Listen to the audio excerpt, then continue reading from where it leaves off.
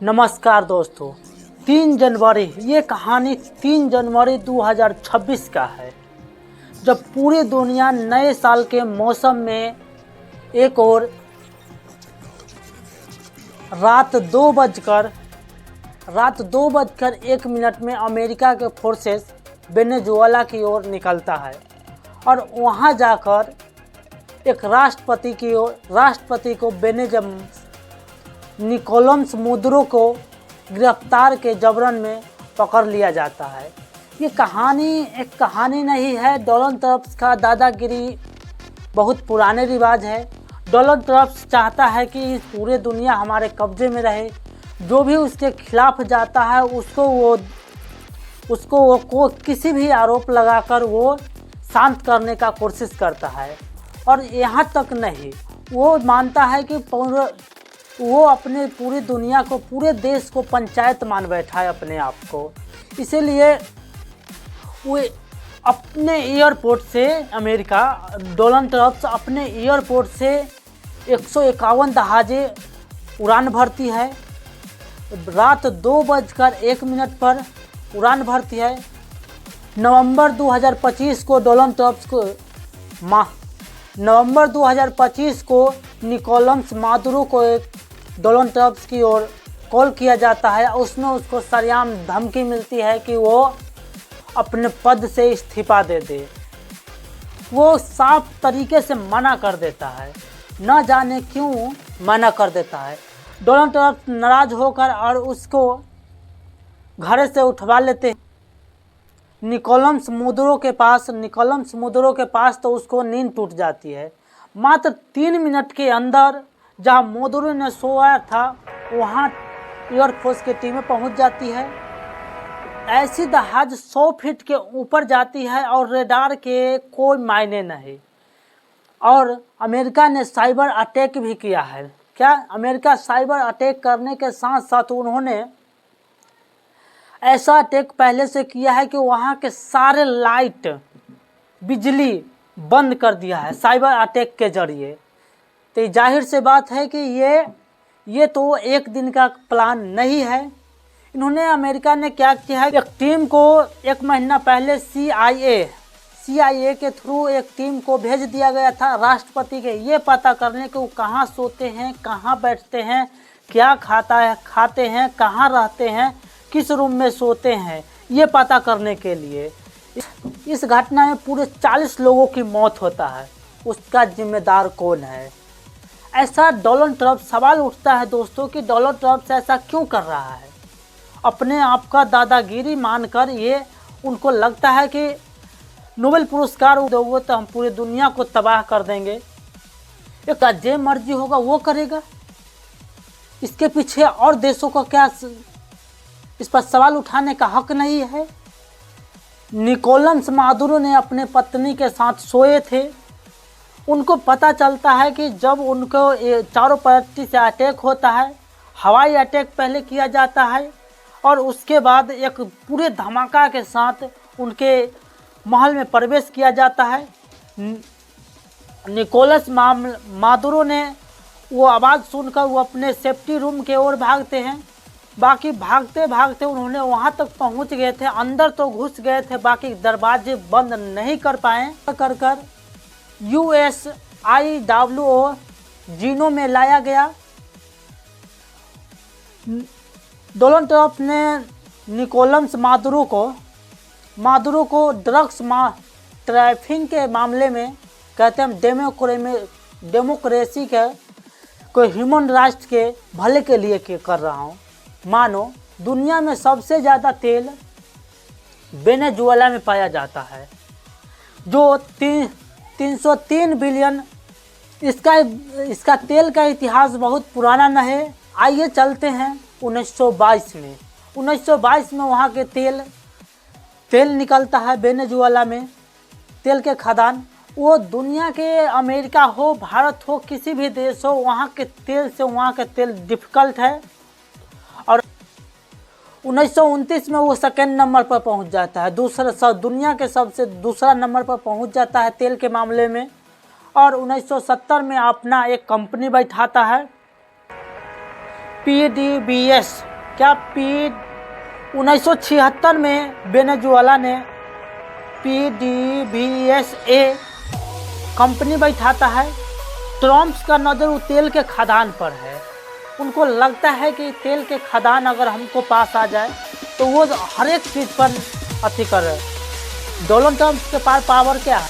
Instagram, Facebook, WhatsApp, Twitter, ये सब social media का पावर है। वो डोनाल्ड ट्रम्प से झूठे अफवाहों के तरह झूठे अफवाहों के तरह बताते हैं कि ये ड्रग्स सप्लाइंग हमारे देश में करता है। बाकी ऐसा 2000 में इंटरनेशनल तेल के कारखाने को वेनेजुएला के राष्ट्रपति 2000 में इंटरनेशनल घोषित कर देता है, इंटरनेशनल लेवल पर बेचने लगता है। ये ऑयल, ये सारे दुनिया को उसी टाइम मना करते हैं कि इनसे ऑयल मत खरीदो। क्या ऑयल? इसी तरह से उस पर ग्वाटेमाला के अटैक में लाखों लोगों की जान गई अमेरिका के लापरवाही के कारण। क्या ये कब तक अपना दादागिरी चलाते रहेंगे डोनाल्ड ट्रम्प? भाई मेक्सिको पर इसी तरह से आपको आरोप लगाता है। इससे तो साफ बात है कि वो जिसको अपना दुश्मन मान बैठता है उसको किसी न किसी एग्जाम में किसी में गलत फहमी में फंसा कर और उस पर अटैक करवाता है। और फिर जो उनका विरोध नहीं करता है वो उनका स्वागत करता है। $400 बिलियन का डॉलर माफ़ कर देता है अमेरिका ने। ऐसा जो ड्रग्स सप्लाई होता है वो चाइना से, मेक्सिको से होता है। क्यों यहाँ क्यों नहीं उनको कार्रवाई करना चाहिए? ड्रग्स सप्लाइंग यहाँ से होवे नहीं करता है। उन्होंने PM मोदी को भी धमकी दिया है कि तुम रसिया से तेल मत खरीदो। बाकी PM मोदी के तरफ से 56 इंच के प्रधानमंत्री के तरफ से कोई भी रिएक्शन नहीं देखने को मिला है। उन्होंने छिपी बिल्लियों की तरह घर में घुसकर बैठे हुए हैं और कहते हैं कि हम ये हैं। यहाँ पर साफ तरीके से अमेरिका को, आप लोगों को मैं कुछ दिन पहले कहा था दोस्तों, अपना सोशल मीडिया, अगर सोशल मीडिया में भारत सबसे पीछे है, उसके पास कुछ भी नहीं है। अगर चाहे ना, पूरा एविडेंस उसके पास है सोशल मीडिया के, अमेरिका के पास। उसके पास पावर और 20 के ऐसा आदमी डोनाल्ड ट्रम्प बन गया है जो न जाने कितनों दरिंदगी के पार कर दिया। उन पर अनेकों आरोप डोनाल्ड ट्रम्प से एक एक करके सभी देशों पर वो कब्जा जमा करना चाहता है। अब सभी देशों चिंता में है, प्रेसिडेंट, राष्ट्रपति सब चिंता में है। क्या डोनाल्ड ट्रम्प से अब किसकी बारी है? क्योंकि वेनेजुएला के तो बारी खत्म हो गया, वहाँ के तो राष्ट्रपति को गिरफ्तार कर लिया गया और उसे जेल में डाल भी दिया गया। क्या वो अपराधी थे? एक वैसे अपराधी की तरह दिल दिया हो, ये बात तो वही ना हो गया। कभी भी शेर का बलि नहीं चढ़ता दोस्तों। देखना, गलती किसी का भी रहे, सब दिन बकरे का बलि चढ़ता है। इसलिए ताकतवर बनो और अपनी सुरक्षा स्वयं करने का प्रयास करो। इसमें बड़ी कदम भारत और चीन को और रसिया को डोनाल्ड ट्रम्प ने ऐसा क्यों किया कि उन्होंने मानो पूरी दुनिया को, इस घटना में पूरे 40 लोगों की मौत होता है, उसका जिम्मेदार कौन है? क्या डोनाल्ड ट्रम्प ले सकता है? क्या उसको इसलिए फांसी नहीं दिया जा सकता है? अगर कोई सोचो, कोई आम जनता 40 लोगों की हत्याएं करते तो उसको सरेआम बीच चौराहे पर फांसी की सज़ा दे दिया जाता दोस्तों, फांसी की सज़ा दे दिया जाता। बाकी वो राष्ट्रपति है, दुनिया के सबसे पावरफुल लोगों में से प्रेसिडेंट है, उनके पास पहुंचना मुमकिन है। वो अपने कानून जेब में रखते हैं। यहाँ तक कि वो डोनाल्ड ट्रम्प अपने कानून को भी नहीं मानते हैं, अपनी संविधान को भी नहीं मानते हैं। ये एक दादा बताइएगा, ऐसा डोनाल्ड ट्रम्प ने क्यों किया और क्यों कर सकता है? क्या इसमें अगर भारत के साथ हुआ होता तो क्या ये जवाब देते? वो ऐसा नहीं कर सकता है भारत के साथ। क्यों? क्योंकि उसके लिए मैं 3 लोगों को धन्यवाद देता हूँ। APJ अब्दुल कलाम, इंदिरा गांधी और उनके साथ एक सहयोगी थे, उनको धन्यवाद देता हूँ जो परमाणु परीक्षण सफलतापूर्वक उन्होंने करवा दिए हैं। इसीलिए वो अगर ऐसा करता हमारे राष्ट्रपति द्रौपदी मुर्मू को अगर उठाते, अब तक अमेरिका तबाह रहता। वर्ल्ड वॉर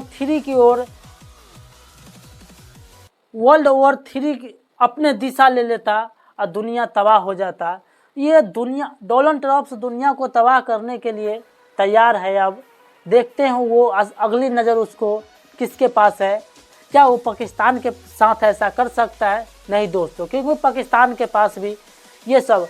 हमसे आप नम्र निवेदन है आप लोगों से कि आप लोग सोशल मीडिया का प्रयोग दूसरे देशों का मत कीजिए, खुद का उपयोग कीजिए।